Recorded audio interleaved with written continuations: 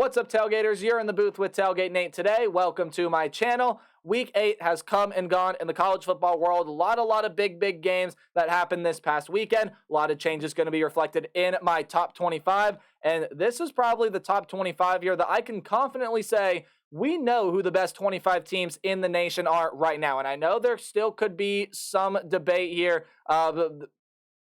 between maybe some of the teams below, but I feel like now we're starting to really set down a pecking order. And although there can still be some discrepancies among the pecking order, we know the tiers of teams in the world of college football right now. I believe Week 8 has really started to solidify that, and it's going to be even more solidified as more and more big games get played down the road. But this is going to be my Week 9 top 25. Hey, make sure if you guys would like to continue to support the channel because the support has been insane lately, hit the subscribe button, ring the bell. But you guys are doing one right now by watching the video. You can like, you can comment, you can share. Just please help support the channel if you are willing and able to do so. It would mean a lot to me. I'd greatly appreciate it. All right, you guys know that before we dive on into my top 25, I got to give a shout out to some teams that just barely missed the cut in my top 25 here. And hey, we got some new faces on the board, some new faces that haven't seen the board yet this year, some faces coming back to the honorable mention list.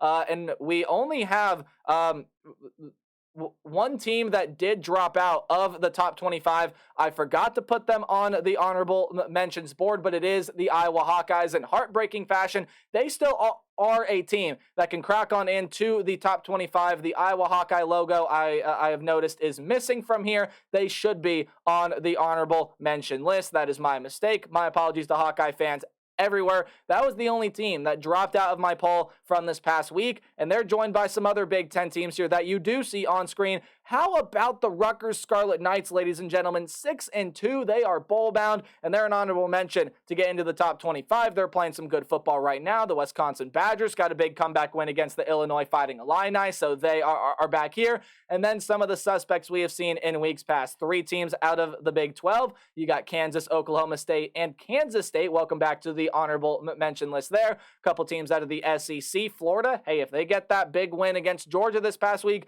they're absolutely vaulting into the top 25. For me, though, falling just short. The Kentucky Wildcats remain here. Big chance for them. A home game against Tennessee coming up. And then you got, my apologies, you have a team out of the ACC in the Miami Hurricanes who were able to get by the Clemson Tigers. And then the Arizona Wildcats out of the Pac-12 remain here as well. You have a couple group of 5 teams. Liberty and Fresno State have remained on this list. And how about the Toledo Rockets, ladies and gentlemen? You could also put the Ohio Bobcats on this list as well. But Toledo, a lot of returners from last year. They're playing some really good football. They deserve an honorable mention. Again, I cannot stress this enough. I apologize to Hawkeye fans everywhere. The Hawkeye logo should be on this screen. That is my mistake. But with all of that out of the way, let's see who did make my top 25. And again, I feel really good. And personally, I feel like these clearly are the top 25 teams in the nation, at least from what we have seen so far this season. So let's go ahead and dive on in.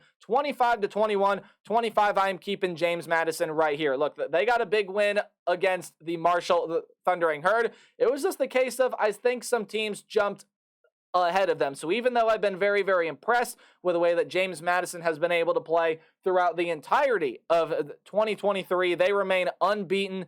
They are a team that I think just got surpassed by a couple of teams, and a team in James Madison that just didn't really jump over anybody. So James Madison is staying down here at number 25. UCLA Bruins are back in the top 25 here. I got him there at number 24.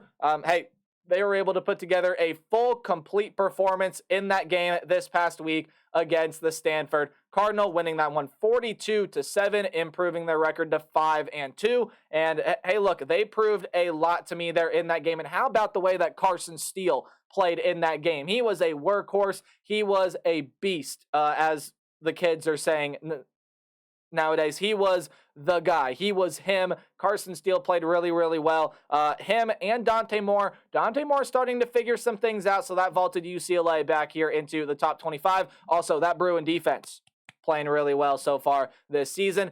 All right, it's time we talk about the USC Trojans because they're slipping down here at number 23, and I know there are some people that are going to say, well, USC shouldn't even be ranked right now. Look, you can boil it down to this. USC still has one of the best offenses in the entire country when it is clicking on all cylinders. They still have the best player in the country in Caleb Williams, and even though he is probably out of Heisman contention, considering the record that is next to his team's name right now, still one of, if not the best players in the entire country. But it's the same issues with USC year after year after year, and I shouldn't say it's the same issues with USC. It's the same issues with Lincoln Riley year after year after year. Really, really good offense. The quarterback is going to be in the Heisman conversation. The offense is going to do enough to win most games, but the defense is going to fail at the biggest moments. And Utah has been a kryptonite to the USC Trojans. They proved it again this past week. And you know what? USC, it's about time they take a look in the mirror and they say, we have a problem. They need to do that, because if they don't, I mean, USC still got Oregon on the schedule. They still got Washington on the schedule. USC really could lose 4 games this season. Also, UCLA still on that schedule as well. So keep that in mind there.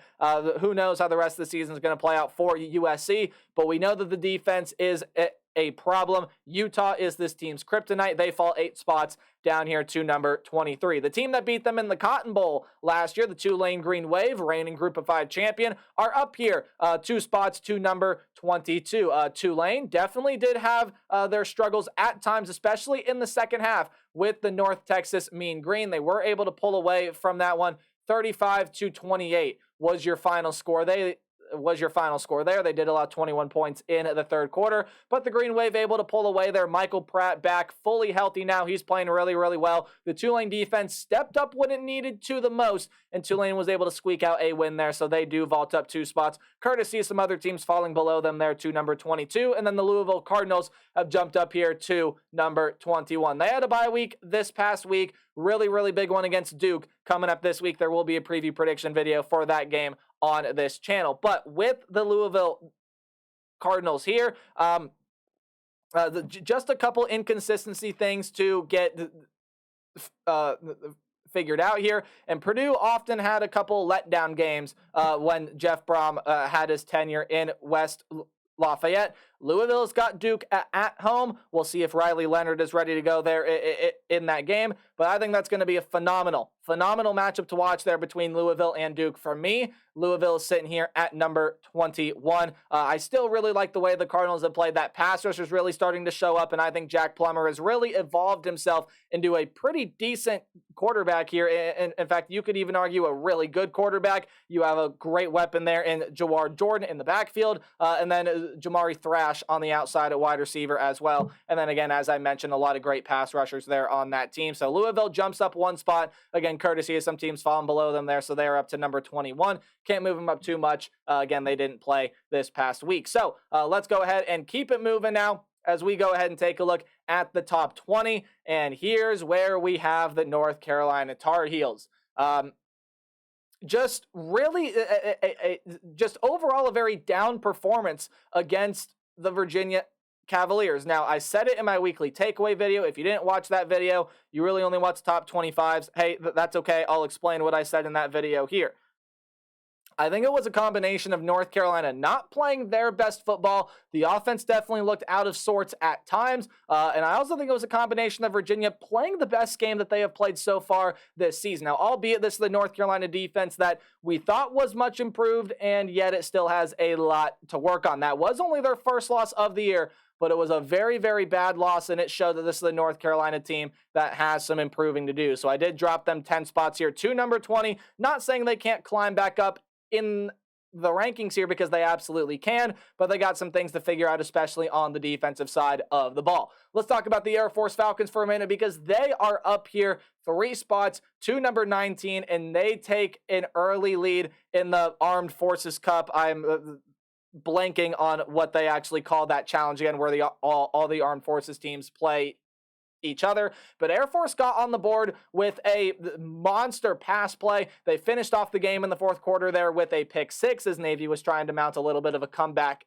effort. But the Air Force Falcons going on the road, they get that win over Navy. And all in all, Air Force, they did that without their starting quarterback there as well. What they did against Navy. That defense is going to be one of the most overlooked defenses in the entire country. They're playing really, really well. Air Force is sitting at 7-0, one of the very few undefeated teams left in college football so far this season. And Air Force right now, in my opinion, definitely that front runner for the group of 5 spot, with Tulane right on their heels. You guys will notice that Duke did not move from their 18th spot this past week. And, well, I didn't feel like anyone passed them. I didn't feel like anyone fell below them. I felt like Duke was kind of about where they should be. Look, Duke was controlling that game against Florida State up until the point that Riley Leonard came out. Now, I know they did fall a couple spots in the AP poll, and that's just what the AP voters are going to do, right? If a team loses, they drop. That is just kind of the way that the AP poll works. Generally, that's how my poll works too. But when you take a look there at what the Duke Blue Devils did, especially for the first, 35, 40 minutes that Riley Leonard was playing there in that game, Duke was controlling it, and who knows, Duke may have ended up winning that game if Riley Leonard would have finished out, but that's not the way that it played out. Florida State, as soon as Riley Leonard came out, was able to control the Duke Blue Devils offense, and then the Seminole offense was able to find their spark, and they went ahead and won that football game. So I don't penalize Duke much at all. Hopefully Riley Leonard is going to be okay for the big-time showdown coming up against Louisville this weekend. That's going to be a big one there in the ACC. Should be a very, very fun one to watch. You take a look at the Tennessee Volunteers here, and even though they did lose to the Alabama Crimson Tide, for me, I personally felt like when I take a look and I see who I ranked them below this past week, I definitely felt like after that performance, I rated them too low. So I did bump them up 2 spots. Now, does Tennessee still have things to work on? Oh, yeah, absolutely. That's a defense that's got to tighten up some things in the secondary, as you really let the Alabama pass game and the run game, for that matter, you just really let Alabama as a whole take over, especially defensively. This was an offense that got dominated by this Alabama defense in the second half. All 20 of Tennessee's points came in the first half. They held a 20-7 lead at halftime, and it looked like, okay, Tennessee is ready to do this thing again. Maybe they'll carry the goalpost out of Bryant Denny. No. The Alabama defense stood its ground. It took over, and it won Alabama the football game. So Tennessee got some things to work on here, but overall, felt like I had them too low last week, so I did bump them up 2 spots here to number 17. But how about the Missouri Tigers? I am sorry, Mizzou fans, for my preseason prediction. I can't apologize enough. Definitely one of the teams that I overlooked here in preseason. I'll probably say it every single poll because, man, what a mistake. But it's okay. It's a prediction. They're made to be broken. Doesn't really bother me because I've loved watching this Missouri team play all season long. Brady Cook to Luther Burden is one of the best connections in college football.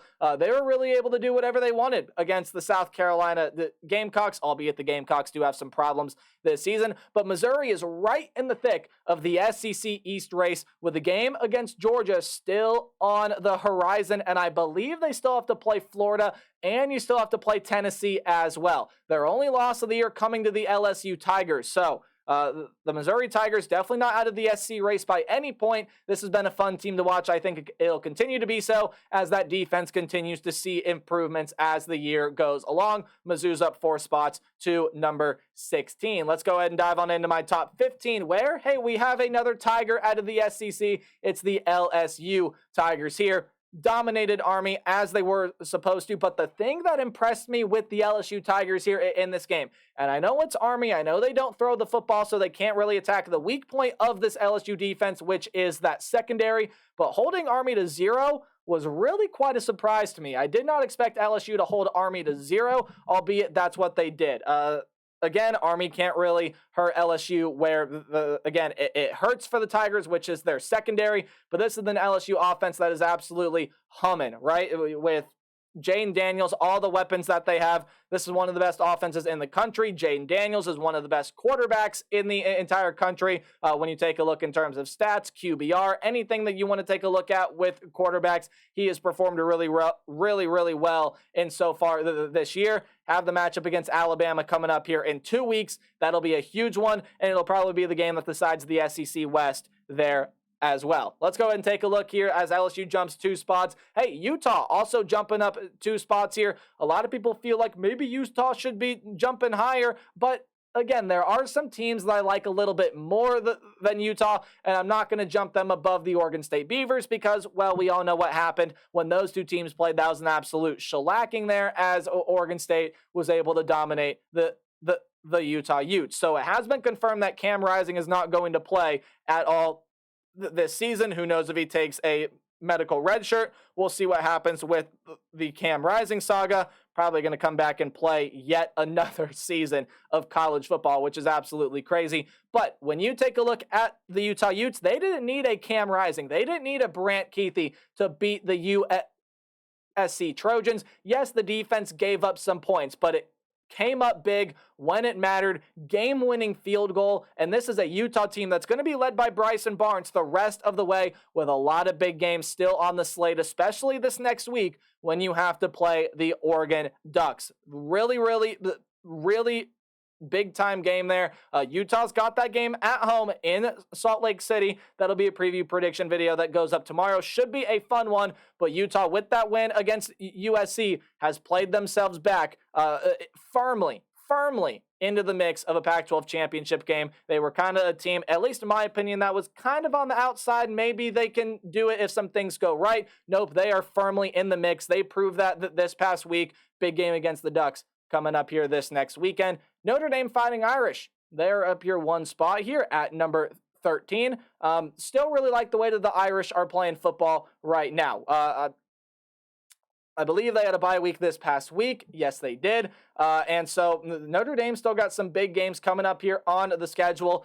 You still have to play the Clemson Tigers, but the schedule kind of slowing down here for Notre Dame. Believe their last 4 games are Pitt, Clemson, and then you have Wake Forest and Stanford. So make of that what you will here, but a big-time rest for Notre Dame this past weekend. You got to go play Pitt. Sam Hartman has shaved the beard. I still really like the way that Notre Dame is playing so far this year. I did jump them up 1 spot just because there was a team above them that ended up falling. We know what team that was. It was the North Carolina Tar Heels. I keep going back and forth here on whether or not I think Ole Miss or Oregon State should be atop of the other, right? Last week, I ended up going with the Oregon State Beavers being over the Ole Miss Rebels. This week, I've decided to go with the Ole Miss Rebels. Now, Oregon State, I don't believe played this past week. I believe they were on bye. Yes, they were. So with the Oregon State Beavers, a lot of big games still coming up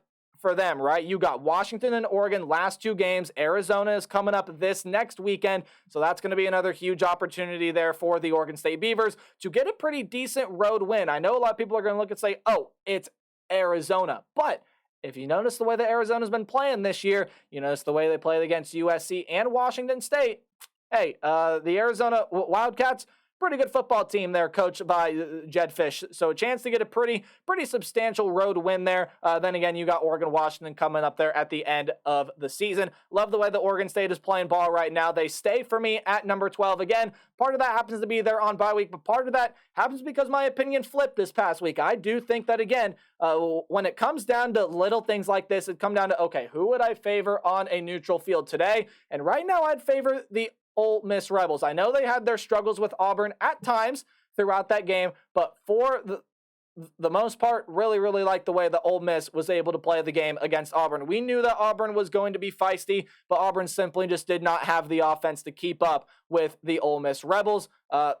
The Rebels are able to walk away there with that win. Still in the mix, technically, for a spot in the SEC championship game. You would need Alabama to drop 2 games, and you probably just got your best opportunity there with Tennessee, they're not being able to beat Bama. So who knows? Maybe the Ole Miss Rebels can still play their way into the SEC championship game. Again, they don't control their own destiny. You're going to need LSU and at least one other team, probably at this point Auburn, to go ahead and beat the Alabama Crimson Tide. But still a very successful season on the horizon for Ole Miss if they can continue to play the way that they have played so far throughout this season. All right, it's time for the top 10. I think you guys and pretty much everyone out there agrees the teams that are in the top 10 right now, with a couple variation of teams, but the Alabama Crimson Tide for me have snuck back into the top 10.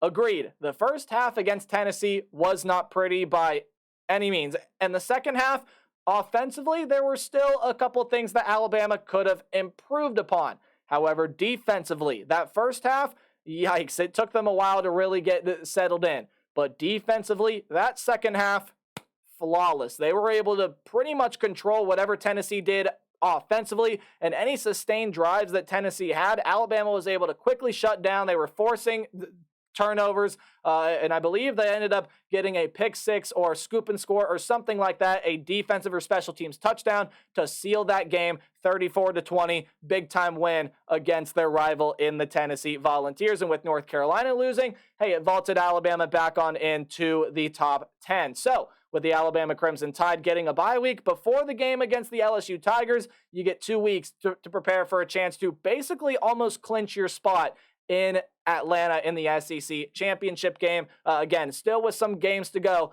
but the LSU Tigers are going to be the big test coming up there for that team. Should be a very interesting game to watch there in 2 weeks. But again, the Crimson Tide on bye this week, so we'll keep an eye on what they do and how they prepare in the bye week. Penn State did drop 3 spots. They were at number 6 for me. They've dropped down here to number 9. I still believe that Penn State is a top 10 team. However, if you keep up with all the videos that I upload on my channel, which I don't really expect you to, but in case you do, you've heard me talk about Penn State as having a very uninspired offensive performance there in that past game. And yeah, that's kind of exactly what happened. Not a whole lot of creativity there. And Penn State definitely still behind the Ohio States and Michigans of the world, at least when you're talking about the competition in the Big Ten East. That Penn State defense is phenomenal. It played really well against an Ohio State offense that has a lot of really good weapons, again, albeit wasn't fully healthy, but you got to play with the hand that you're dealt. They just were not able to contain the best wide receiver in college football. That simply was the difference maker there in that game. They had a crucial fumble return touchdown, got called back because of a defensive hold. And, well, there are going to have to be some questions answered for the Penn State Nittany Lions before you get Michigan on November 11th in Happy Valley. That's going to be a very, very fun game to watch. Look forward to watching that one. But for right now, Penn State is dropping 3 spots. I want to see that offense improve. I want to see Drew Aller be able to do a little bit more things and just overall see Penn State work to be better. And who knows, maybe they give Michigan a fight. Maybe they're able to beat the Maize and Blue in Happy Valley. Should be a fun one there. All right, you got Oklahoma and Texas here, number 7 and number 8. Ever since the Red River rivalry, these two have been neck and neck right there with 7 and 8, with the lone difference maker being, hey, who won the game in Red River? Oh, that's right. It was the Oklahoma Sooners. So that's why simply Oklahoma is sitting here at 7. Both of these two teams, as I'm going to kind of talk about them as a whole here. Look, these are by far and away the best 2 options the Big 12 has to get into the college football playoff. But a lot of you that may not necessarily, I haven't seen comments about it, but may be thinking in your head, well, how come you don't have Texas or Oklahoma in the college football playoff? Last week was why. I did not think that they were shoo-in bets to make the college football playoff. I thought there were still some things with both teams that could improve, and they almost got exposed in the worst ways possible this past week. Now they still were able to get the wins. They still keep both of themselves firmly in college football playoff contention. However, last week for both of those two teams is definitely a sign that things need to get better. So I'm interested to see Oklahoma and Texas moving forward. Some big games coming up for the rest of their schedules. You got the Oregon Ducks sitting here at number 6, and even with that loss to the Washington Huskies, who knows, if a couple bounces of the balls go some different ways, if that field goal gets made, we could be talking about Oregon being the front runner in the Pac-12 conference. Right now it is the Washington Huskies, and you'll see them in my top 5 here in just a moment. But the Oregon Ducks absolutely deserve to be this high. Bo Nix is playing it phenomenally. It took a little bit of time for this Oregon team to be able to get over the hump that is the Washington State Cougars.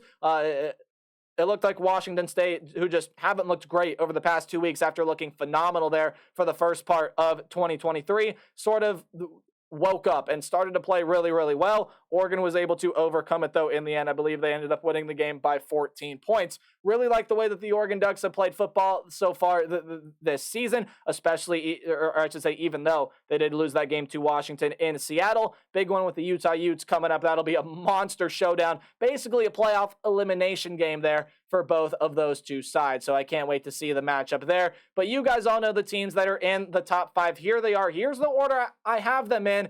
And I know that there may be some people in the comments that be like, whoa, whoa, whoa, let's slow it down a minute. Let me explain. So Washington did fall below the Florida State Seminoles. I believe this is the way the AP poll has it right now as well. Washington really struggled to get by the Arizona State Sun Devils, and they really needed a lot to go right for them down the stretch to be able to solidify the win there for them in that game. So with the Washington Huskies barely being able to sneak by the best offense in the entire country, you could argue, putting up only 15 points, that's definitely going to be a little bit of a cause for concern, especially when you have one of the best wide receiver rooms in the entire country and a Heisman favorite by the name of Michael Penix Jr. running point, basically being under center, running the quarterback position for this team. It's a defense that showed up when it mattered here. Again, it only allowed 7 points up on the board, but you could feel the defense wasn't necessarily at its best. Scadaboo was able to run all over this Washington State defense, so they do fall below the Florida State Seminoles, who, granted, did have their trouble with the Duke Blue Devils. Now, Duke, a much, much, much better team than what the Huskies saw with the Sun Devils there, but Florida State was only able to come away and control that game once Riley Leonard came out. Now, I also do believe that it was part of the Florida State offense really being able to find their rhythm. And then with Riley Leonard out, this is the Florida State defense that started to find their footing and really be able to put their foot in the ground and stop whatever Duke was throwing at them. Florida State with North Carolina's loss remains the last hope here for the ACC, right? So when I take a look at both of those two teams there, those are two teams that, hey, both those teams may not necessarily have to win out to make the college football playoff, although, again, it certainly is going to help. But those are two teams that, look, we've seen struggle in a couple performances so far this season. Let's see how they improve and how they get better as this season goes along. Number 3 here is Georgia. I did bump the Ohio State Buckeyes over the Georgia Bulldogs. Now, no fault to Georgia this past week. Why? Because they didn't play. They were on bye week. But this also is a little bit of a Brock Bowers factor here, right? So Georgia not having Brock Bowers is definitely going to hinder what the Georgia Bulldogs are able to do, especially offensively. And who knows if Brock Bowers comes back to play this season. It seems likely that he's going to come back and play at least at some point. We just don't know when. 4 to 6 weeks was the prognosis for Brock Bowers, so who knows when he is able to get back on the field. We know it won't be for this game coming up here against Florida, and depending on how well Florida plays, that could be very, very dangerous. This is the Georgia team that's got to watch out. It's the Georgia team that just hasn't felt like the Georgia of the past couple of years here so far in 2023. And yes, they went and blew out Kentucky, but then the very next week they turned around and struggled with a Vanderbilt team that probably is not as good as the Vanderbilt team that we saw last season. So with the Georgia Bulldogs, with a lot of big games still coming up on the schedule, you got Florida, you got Mizzou, you got Ole Miss, you got Tennessee still on that schedule. We'll see if the Bulldogs are going to be able to survive, and a majority of it is going to be without one of the best pass catchers in the entire country in Brock Bowers. But speaking of one of the best pass catchers in the entire country, Ohio State at number 2, Marvin Harrison Jr. is a big reason why the Buckeyes do jump the Georgia Bulldogs here to number 2. Why? Guys, he's a cheat code. He is simply a cheat code. It didn't matter if guys were hounding him. It didn't matter if he had one arm tied behind his back and could only use these 2 fingers. He's still gonna catch the football. Marvin Harrison Jr. is just that good. Penn State simply could not guard him. He was the X factor in that game. He was the reason Ohio State was able to come out on top. But this is a Buckeye team that has really flipped their identity. Being an offensive team for so long under Ryan Day, this is now a defensive-led team. This is a team that not necessarily is going to fully rely on their defense 100% of the time. They have a lot of playmakers. They have a solid quarterback in Kyle McCord, who, if he gets his footwork right and he's able to settle in, he can be a really good option here for this team. But the Buckeyes have really flipped around their identity, and it's going to help them in the long run, especially when you have to play that final game of the regular season against what I believe right now to be the number 1 team in the nation. That's the Michigan Wolverines. Now, you can say, well, they haven't been tested yet. Well, they've been dominant against pretty much everyone that they've faced, albeit there have been some struggles here and there, but they just went and beat Michigan State 49-0. Now, I know Michigan State's kind of a dumpster fire right now with the way that program is, but Michigan has dominated, again, for the most part, from start to finish, every single opponent that they have played.